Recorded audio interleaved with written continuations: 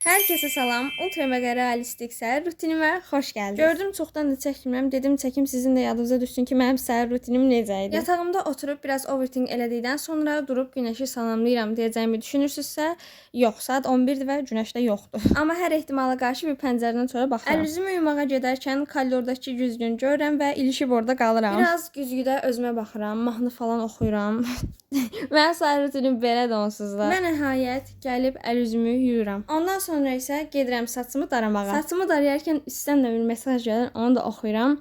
Ondan sonra isə keçirəm neçə santimetr olduğunu bilmədiyim həmin o saçlarımı ölçməyə. Çoxdan da ölçmürdüm. 69 santimetr imiş və niyə 70 santimetr deyil deyə biraz orada deyinirəm. 10 gün 10 saç modeli serisinin ikinci bölümünü çəkib saçımı açıram. Amma təəssüf ki, YouTube-da telif yedi deyə sadəcə Instagramda paylaşa bildim. Çay içirəm, ondan sonra idman eləyəcəyim üçün saçımı yenidən yığmağa gedirəm. Əslində idmanı günortadan sonra eləyirəm, amma bu videonu çəkəndə heç bir işim olmadığı üçün dedim elə səhər eləyim. Və hardasa 30 neçəsə dəqiqə elədim. Son olaraq isə hər gün oxumağa çalışdığım ingilis dilini oxudum və ən qısa zamanda B2 səviyyəsinə çatmağı hədəfləyirəm. Və beləcə səhər rutinim bitmiş olur. Yemək falan da ki, hər səhər yemirəm. Bu səhər də o səhərlərdən biri oldu. Video bitdi. Hər nəysə, bay bay.